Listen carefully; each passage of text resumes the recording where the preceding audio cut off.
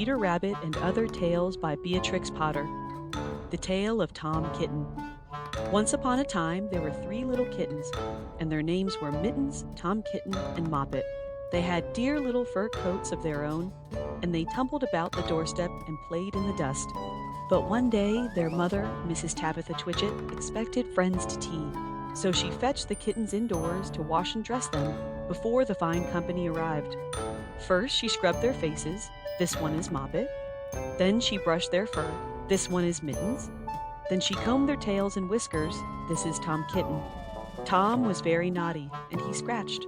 Mrs. Tabitha dressed Moppet and Mittens in clean pinafores and tuckers, and then she took all sorts of elegant, uncomfortable clothes out of a chest of drawers in order to dress up her son Thomas. Tom Kitten was very fat, and he had grown. Several buttons burst off. His mother sewed them on again. When the 3 kittens were ready, Mrs. Tabitha unwisely turned them out into the garden to be out of the way while she made hot buttered toast. "Now keep your frocks clean, children. You must walk on your hind legs. Keep away from the dirty ash pit, and from Sally Henny Penny, and from the pigsty and the puddle ducks." Moppet and Mittens walked down the garden path unsteadily. Presently they trod upon their pinafores and fell on their noses.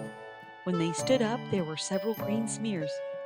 "Let us climb up the rockery and sit on the garden wall," said Moppet. They turned their pinafores back to front and went up with a skip and a jump. Moppet's white tucker fell down into the road. Tom Kitten was quite unable to jump when walking upon his hind legs and trousers. He came up the rockery by degrees, breaking the ferns and shedding buttons right and left. He was all in pieces when he reached the top of the wall. Moppet and Mittens tried to pull him together. His hat fell off and the rest of his buttons burst. While they were in difficulties, there was a pit-pat-paddle-pat, and the 3 puddle ducks came along the hard high road, marching one behind the other and doing the goose step. Pit-pat-paddle-pat, pit-pat-waddle-pat. They stopped and stood in a row and stared up at the kittens. They had very small eyes and looked surprised.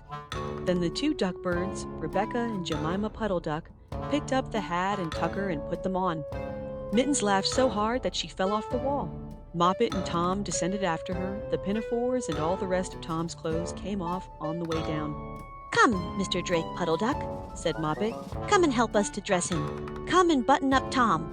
Mr. Drake Puddle Duck advanced in a slow sideways manner and picked up the various articles.